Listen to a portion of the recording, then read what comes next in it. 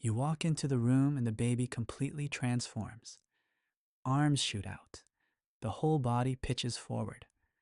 A sound comes out that's somewhere between a shriek of joy and a direct command. It's unmistakable. It's overwhelming. It's for you. Then the other parent walks in 10 minutes later.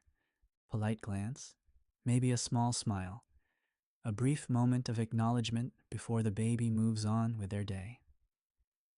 If you've been on the receiving end of that polite glance, you already know the feeling. It's not devastation. It's quieter than that. A small, private sting you probably don't mention out loud because you know it's silly, because you know it shouldn't matter, and because knowing those things doesn't actually make it go away. Most people say it's a phase. Pediatricians say it's normal. Both of those things are technically true. But researchers who have spent entire careers studying early attachment behavior will tell you something that neither explanation fully captures.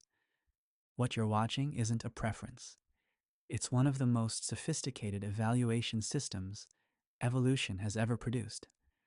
And the tiny person running it has absolutely no idea they're doing it. Let's start with the assumption almost everyone makes. The baby prefers whoever feeds them, whoever is around more, whoever does the most caregiving. Simple math. More contact, stronger bond. It sounds reasonable. For decades, it was the dominant assumption in developmental psychology. Then researchers actually tested it. A 2013 study from the University of Haifa followed 112 families through the first 18 months of life. They tracked everything: caregiving hours, feeding patterns, nighttime wake-ups. Then they measured attachment preference at 6, 9, and 12 months using a standardized protocol called the strange situation procedure. What they found dismantled the contact time theory almost entirely. Primary caregiving hours did not reliably predict which parent the baby would reach for. In a significant portion of the families studied, babies showed stronger attachment responses to the parent who spent less time with them. The researchers had expected to confirm conventional wisdom. Instead, they had a finding that made almost no intuitive sense. So if it isn't time, what is it? Here's where it changes. In 2019, a research team at the Max Planck Institute for Human Cognitive and Brain Sciences published a study on something they called interactional contingency. The term sounds dense, but the concept is actually simple. Contingency means responsiveness. Not how often you show up, but how consistently you notice what the baby is signaling and respond to it in real time. A parent who is home for 12 hours, but frequently distracted, frequently stressed, frequently somewhere else in their head, creates a fundamentally different neural experience for a baby than a parent who is present for 4 hours, but genuinely, fully attuned during those 4 hours. The baby's brain, the researchers found, is not counting hours. It is measuring something far more precise. It is asking, over and over again, does this person see me? And here is where the science becomes genuinely strange.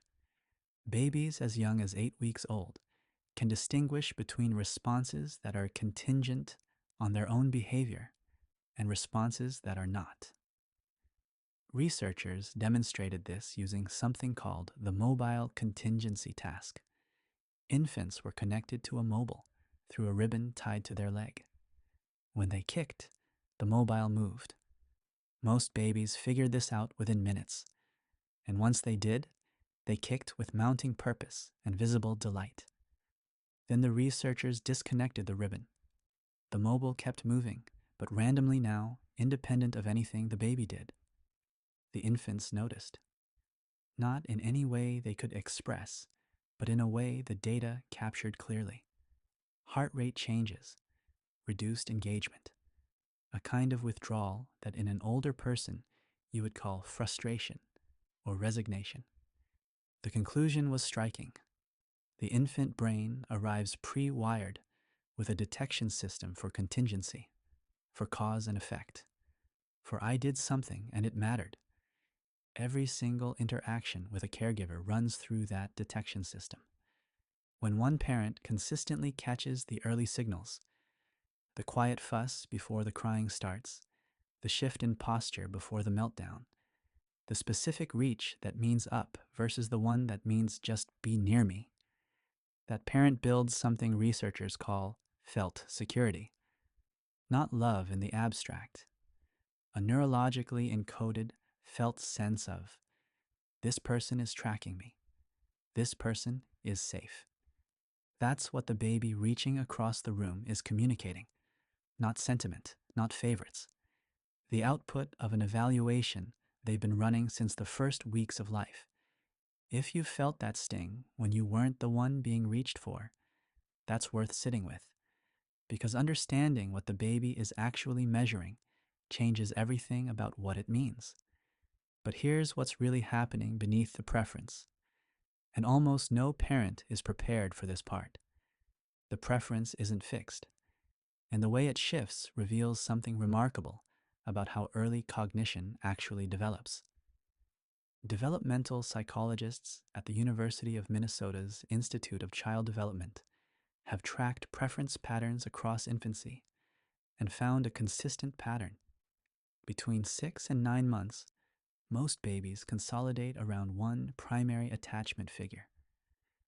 This is the peak of what's called stranger anxiety, and it corresponds to a massive reorganization happening inside the infant brain, a sorting of the entire social world into two categories: familiar versus unfamiliar, safe versus unknown. The preference isn't just about one parent. It's about the baby's nervous system drawing a circle around everything it has classified as known and retreating toward the center of that circle whenever the world feels uncertain. Here's what that looks like in practice. The parent who gets pushed away during this window isn't being rejected for who they are. They're being used as a reference point. Watch what happens when that same parent walks in during a calm moment. No stress, no unfamiliar faces, no overstimulation. The preference softens considerably. It sharpens again when the baby is tired, sick, or overwhelmed. The attachment hierarchy isn't reflecting love. It's reflecting threat assessment. And the number one attachment figure is simply whoever the baby's nervous system has encoded as the most reliable signal that the threat level is low. That quiet moment when you realize you're not the one they reached for. It's not about how much you love them. It's about what their nervous system has learned to predict. Those are very different things. Now here's the finding that completely reframed how researchers think about the non-preferred parent. For decades, the assumption was that secondary attachment was simply weaker attachment, less important, more replaceable, a kind of runner-up category. The data from the last 10 years has systematically dismantled that assumption. A landmark longitudinal study published in the journal Child Development followed children from infancy through age 7. It found that the quality of attachment to the secondary caregiver, the one who doesn't get the dramatic full-body lunge at the end of the workday, predicted specific cognitive and social outcomes that primary attachment simply did not. Particularly, the child's willingness to explore unfamiliar situations, their resilience when the primary caregiver wasn't available, their capacity to form relationships with people outside the immediate family. Researchers began calling this the secure base extension. The primary attachment figure is home. The secondary attachment figure is what teaches the child that it is safe to leave home at all. Think about what that actually means. The baby who gives you the polite smile while losing their mind over the other parent is not dismissing you. They're practicing on you, learning through every interaction with you that the world beyond the inner circle is navigable, that new can become familiar, that unfamiliar doesn't mean unsafe. You are not the second choice. You are teaching a different lesson. And according to the longitudinal data, it's a lesson the child cannot get from the primary attachment figure alone. That's not consolation. That's what the research actually shows. But here's what's really happening when we talk about healthy versus unhealthy preference. Because healthy preference has a recognizable signature, and when that signature is missing, it matters. Normal attachment preference is fluid under calm conditions and intensified under stress. A baby with a healthy preference for one parent will still eventually be soothed by the other, will still engage playfully with the other, will still show visible relief when the preferred parent returns after an absence, but not a distress that cannot be interrupted. What developmental pediatricians watch for is something different. A baby who cannot be consoled by either parent. A baby who shows the same flat, undifferentiated response to both caregivers and to complete strangers. A baby who doesn't seem to track either parent's face with any particular attention or recognition. These patterns, as researchers at the National Institute of Child Health and Human Development have noted, can indicate disruptions in the attachment system that have nothing to do with parenting quality, and everything to do with how the baby's nervous system is processing social information. Early identification, before 12 months, changes what intervention can accomplish in ways that waiting until toddlerhood simply cannot replicate. Trust what you notice.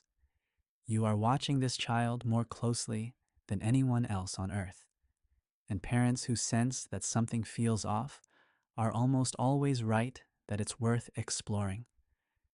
So the next time a baby reaches past you for the other person in the room, here's what you're actually witnessing. A brain that has been running a continuous, unconscious evaluation since before it could lift its own head.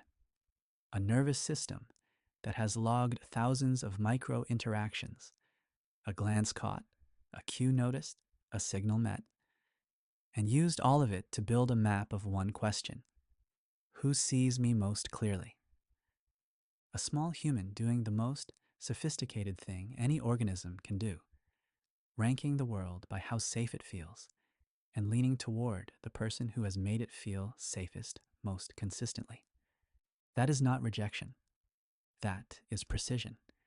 It is the most honest signal any of us ever send to another person, stripped of language, stripped of social performance, completely unfiltered. And if you've been the non-preferred parent, if you felt that quiet sting and never quite known what to do with it, here's what the science is actually telling you. You are not less loved. You are not less important. You are building something in that child that the research shows they cannot build any other way. The arms that reach past you today are going to reach toward the unfamiliar world with more confidence because of you. That's not a small thing. That's the whole thing.